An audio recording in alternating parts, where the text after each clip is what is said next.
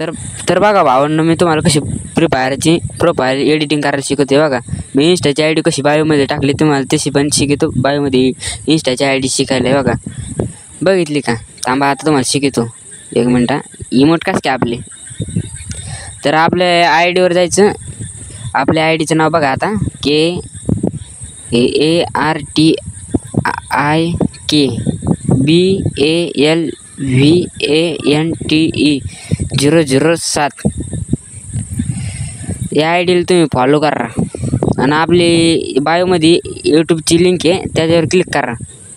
या का मी तुम्हाला क्लिक करून दाखवतो. हां या का या चॅनलला तुम्ही सबस्क्राईब करा आणि लाईक करा.